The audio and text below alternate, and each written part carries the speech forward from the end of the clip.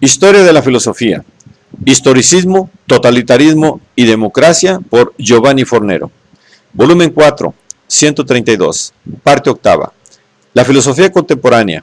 Tomo 2, capítulo 6. Popper, 996. La educación en la libertad y el pluralismo. ¿En qué cree Occidente? El gradualismo de Popper, el cual se basa en una preferencia explícita por el concepto de reforma por encima del de revolución, ha sido interpretado por parte de algunos estudiosos de tendencia marxista como un progresismo menudo, que tiene como objetivo algunos arreglos marginales del sistema y como resultado una sustancial aquiescencia del status quo. Por ejemplo, Edward Carr ha hablado, a propósito de la filosofía política del epistemólogo austroinglés, de una cauta concepción conservadora y de una subordinación de la razón a las condiciones impuestas por el orden existente, o de una estrategia dirigida a mantener el viejo molinillo, introduciendo alguna reparación aquí y allá. Análogamente, Adorno ha replicado a Popper con la tesis según la cual, solo para aquel que puede pensar una sociedad distinta de la existente, la sociedad se convierte en problema. Según otros estudiosos, más cercanos a las posiciones de nuestro autor, las acusaciones de conservadurismo no tendrían valor. En primer lugar, porque Popper, siendo un reformista convencido, opina que la realidad cambia incesantemente, aunque, a diferencia de los revolucionarios, no persigue proyectos mesiánicos de cambio total. En segundo lugar, porque él no pone límites a la acción reformadora, excepto aquellos que derivan de la necesidad de permanecer fieles al método democrático y a los ideales de la libertad.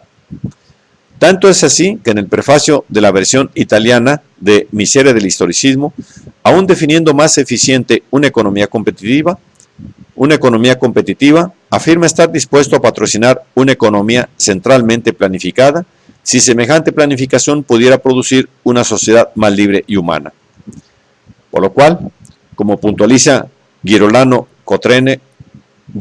Cotreneo, las posiciones reformísticas de Popper son ciertamente más radicales de cuanto entienden sus detractores, desde el momento en que a la acción social se le pone como límite no el privilegio de grupos, de castas o clases, como cierta crítica parece dejar entender, sino solamente el respeto para con las libertades individuales y colectivas que nunca deben ser limitadas ni siquiera en vista de una eventual mayor libertad futura. Por lo demás, observa nuestro autor, con todo un filón democrático del pensamiento del 900, si se pone en peligro la libertad, se mina también el camino a la consecución de la justicia y de la seguridad, como en efecto sucede en los regímenes dictatoriales, que acaban siempre por regirse sobre el privilegio y sobre el miedo. En otros términos, según Popper, el único valor auténtico a conservar es el método de la libertad y de la democracia. Sobre todo lo demás, Popper está dispuesto a discutir, a condición de que de la discusión nazcan propuestas operativas que pasen por la criba de la experiencia y no de las presuntuosas y pseudo-omnipotentes profecías políticas. Por todo lo que se ha dicho, parece además evidente que el liberalismo del cual habla Popper es un concepto metapartidístico. Para evitar malentendidos, deseo dejar bien claro que utilizo siempre los términos liberal, liberalismo, etc., en el sentido en que aún ahora se utilizan generalmente en Inglaterra, aunque quizá no en América. Por liberal no entiendo una persona que simpatiza con algún partido político, sino simplemente un hombre que da importancia a la libertad individual y es conocedor de los peligros inherentes a todas las formas de poder y autoridad. Tanto es así que la filosofía anticonservadora y antirrevolucionaria de Popper está de acuerdo con un espectro bastante amplio de posiciones políticas concretas, que van desde las liberales en sentido estricto a las de tipo socialdemocrático. Esto no quita que Popper, personalmente, se definiría en el caso de que se le obligara como un liberal, en el viejo sentido tradicional de la palabra, o mejor, hoy en día, un neoliberal progresista que ha visto ulteriormente corroboradas sus propias convicciones políticas por los últimos sucesos históricos. Según Popper, la sociedad abierta es una sociedad adulta, cuyo estrés representa el precio inevitable que debemos pagar para ser hombres. Si queremos seguir siendo humanos, pues entonces hay un solo camino a recorrer, el que lleva a la sociedad abierta. Sin embargo, puesto que la historia, contrariamente a lo que piensan los historicistas, no tiene ningún fin o sentido preconstituido, en cuanto somos nosotros los que introducimos finalidad y significado en la naturaleza y en la historia, se sigue que el futuro depende de nosotros mismos, o sea, de nuestras elecciones y de nuestros esfuerzos. En consecuencia, frente al riesgo de que la sociedad abierta y la democracia se pierdan, es necesario saber vigilar. En efecto, advierte Popper, no existe un método infalible para evitar la tiranía. Tanto más cuanto las instituciones son como fortalezas, deben estar bien proyectadas y gestionadas. Esto es, funcionan solamente a cambio de que sea buena la guarnición que las habita y las defiende. Es absolutamente equivocado imputar a la democracia las carencias políticas de un Estado democrático. Debemos más bien imputarlas a nosotros mismos, o sea, a los ciudadanos del Estado democrático. En particular, es necesario no perder de vista el Estado y sus poderes. Por una parte, Popper es un convencido intervencionista. El principio de la no intervención propio de un sistema económico desenfrenado debe ser abandonado. Si queremos que la verdad sea salvaguardada, debemos demandar que la política de ilimitada libertad económica sea sustituida por la intervención económica planificada por el Estado. Debemos demandar que el capitalismo desenfrenado ceda el paso a un intervencionismo económico. Y esto es, en efecto, lo que ha sucedido. El sistema económico descrito y criticado por Marx ha dejado en todas partes de existir. Ha sido sustituido no por un sistema en el cual el Estado comienza a perder sus funciones y por lo tanto muestra signos de extinción, sino por varios sistemas intervencionistas en los cuales las funciones del Estado en el campo económico se extienden mucho más allá de la protección de la propiedad y de los contratos libres. Por otro lado, nuestro autor advierte que el Estado es un mal necesario. Sus poderes no deben multiplicarse más allá de lo necesario. Se podría definir este principio como la navaja liberal, por analogía a la navaja de Occam, o sea, con el conocido principio según el cual los entes o las esencias no deben multiplicarse más allá de lo necesario.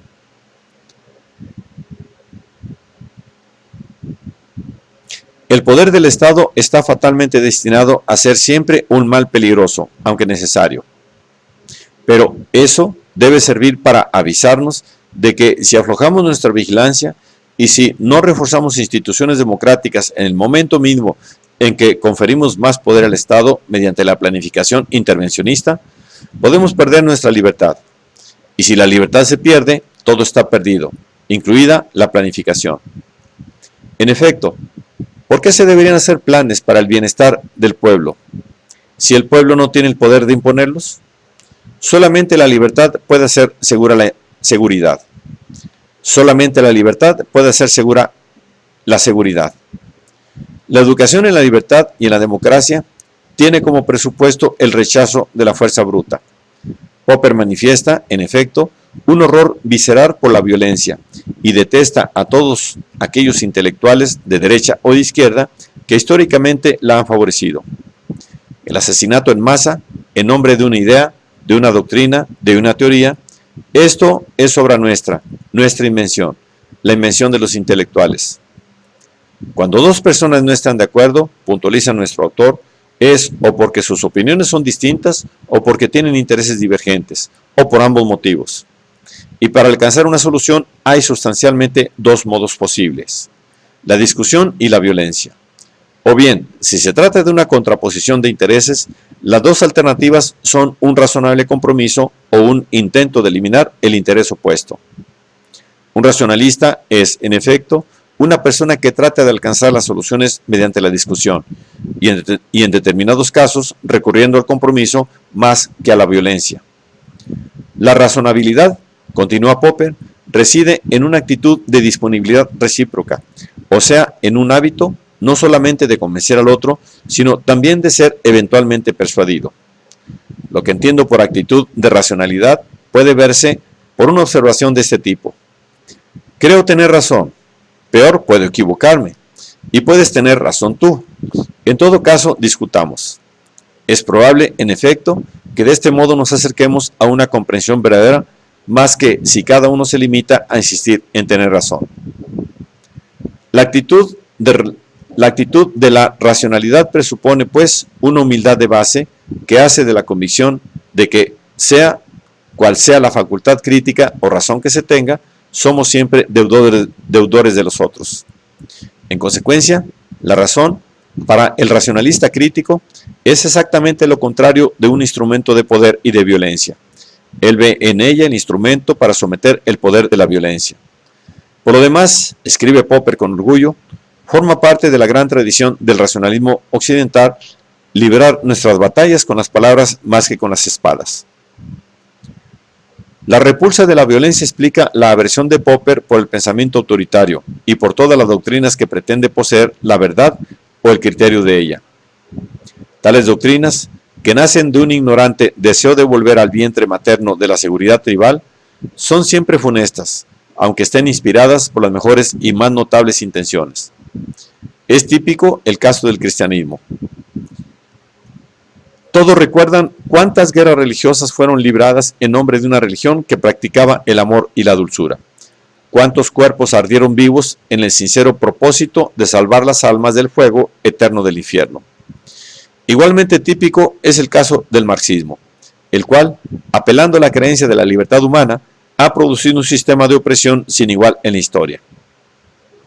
Según Popper, que no combate las fes como tales, sino sus formas absolutísticas e intolerantes, la tradición filosófica europea manifestaría aún ahora una estructura fundamentalmente teística y autoritaria, que ni la revolución naturalística ni historicística habrían conseguido arañar.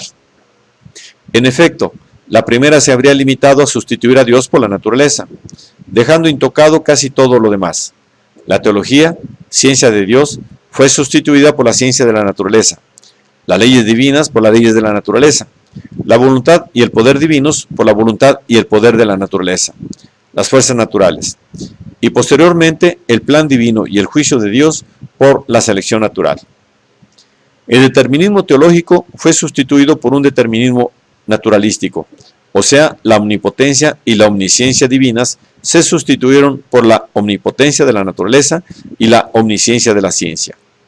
Hegel y Marx sustituyeron, a su vez, la naturaleza divina por la historia divinizada, el determinismo teológico por el determinismo histórico.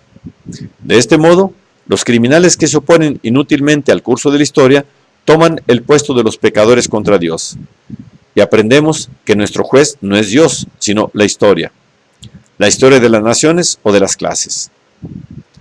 La sucesión Dios, naturaleza, historia, continúa Popper, no se detiene aquí.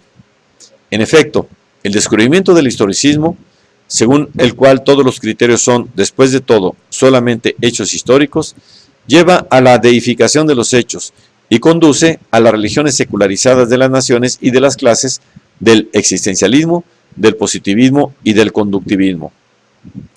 Es más, puesto que la conducta humana comprende también la conducta verbal, se llega a la deificación de los hechos lingüísticos, por lo cual recurrir a la autoridad lógica y moral de estos hechos, o pretendidos como tales, es, por cuanto parece, la última forma de sabiduría de la filosofía de nuestro tiempo, o sea, una filosofía que Popper ha querido poner en crisis con su falibilismo crítico.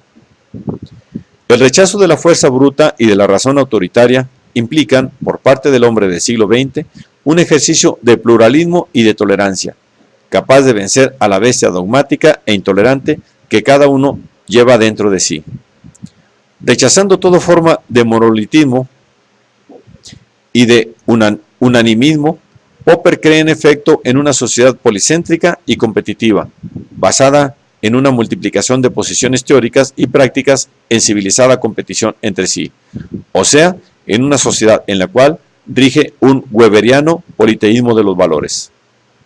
Un politeísmo gracias al cual se genera, dentro de cada grupo, un estructural, pero fructífero elemento de conflicto. No puede existir ninguna sociedad humana sin conflictos. Semejante sociedad sería una sociedad no de amigos, sino de hormigas. El reconocimiento de este dato lleva a Popper a una exaltación del pluralismo, entendiendo con esta expresión no una estéril forma de relativismo como que todo lo legitima, sino un fecundo método racional de coexistencia humana que intenta salvaguardar, en nombre del progreso, la multiplicidad concurrencial de las creencias y de los modos de vida. Si no hubiera existido la Torre de Babel, tendríamos que haberla inventado.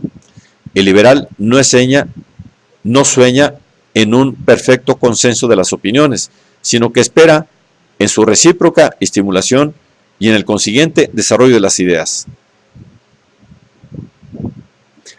Desde este punto de vista, el pluralismo representa el equivalente sociopolítico del pluralismo defendido por nuestro autor en el terreno de la teoría del conocimiento, con la tesis según la cual en interés de la búsqueda de la verdad, toda teoría, cuantas más mejor, debe ser admitida a concurso.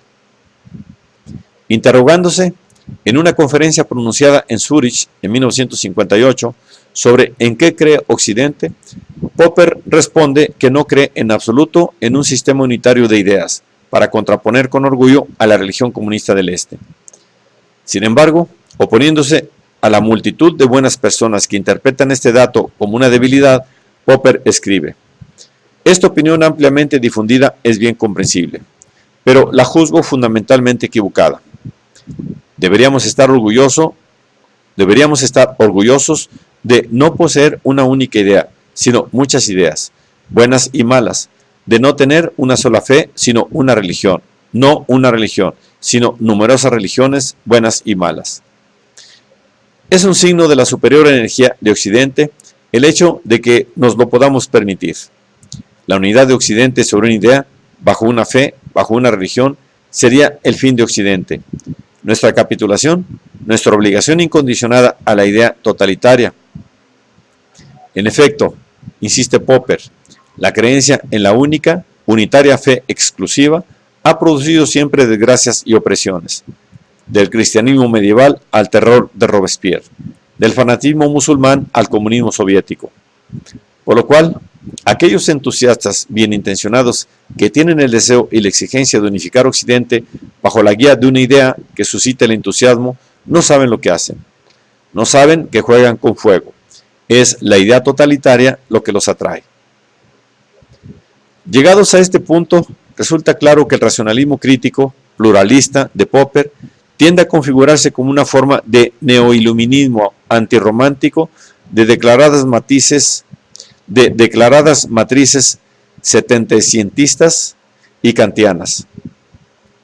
Yo soy un viejo iluminista y liberal. Quisiera presentarme como un filósofo muy anticuado, como seguidor de aquel movimiento superado y desaparecido hace mucho tiempo que Kant llamó Aufklärung y otros Aufklärerei o también Aufklärerei. La fisonomía neoiluminista del pensamiento de Popper se ve también en su declarado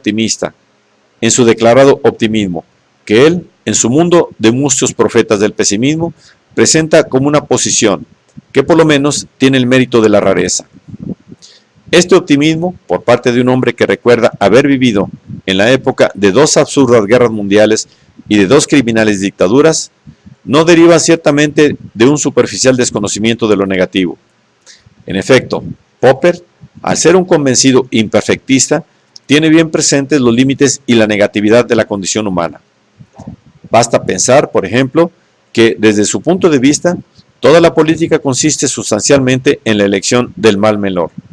Nosotros creemos en la democracia solamente en esta acepción sobria, como forma estatal del mal menor. Así se la ha imaginado también el hombre que ha salvado la democracia y Occidente. La democracia es la peor de todas las formas de gobierno. Así dijo una vez Winston Churchill, exceptuados todos los demás. El optimismo de Popper proviene más bien de la convicción de que nuestro mundo, con todos sus defectos, es el mejor de los existentes hasta ahora. No afirmo, por consiguiente, con Leibniz, que este mundo es el mejor de los mundos posibles, ni afirmo que nuestro mundo social sea el mejor de todos los posibles. Afirmo solamente que nuestro mundo social es el mejor que nunca ha existido, el mejor por lo menos de los que tenemos conocimiento histórico. La razón de este optimismo hacia Occidente, que Popper, en antítesis con la filosofía de los frankfurteses, pero de acuerdo con el último Horkheimer, ha definido de principio a fin su obra, no emana solo de la constatación del bienestar alcanzado por nuestras sociedades, sino también, y sobre todo, de la mayor humanidad general de nuestro mundo, que finalmente ha sabido hacer participar aquel conjunto de valores que nos han sido transmitidos a través del cristianismo, por Grecia y por Tierra Santa, por Sócrates, como por el Antiguo y por el Nuevo Testamento. Tanto es así que en ninguna otra época ni en ningún otro lugar los hombres han sido respetados como tales como en nuestra sociedad.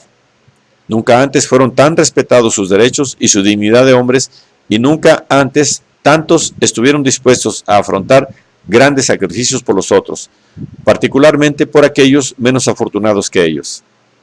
En particular, Popper está convencido de que Occidente ha conseguido en gran parte, si no del todo, abolir las mayores penalidades que han insidiado desde siempre la vida social del hombre, la pobreza y el paro de masas, las enfermedades y los sufrimientos, la crueldad del derecho penal, la esclavitud y las otras formas de servidumbre, la discriminación religiosa y racista, la falta de instituciones educativas, la rígida diferencia de clase, la guerra de agresión. Todo esto no significa, obviamente, conviene repetirlo, que Popper esté completamente satisfecho de la realidad tal como es.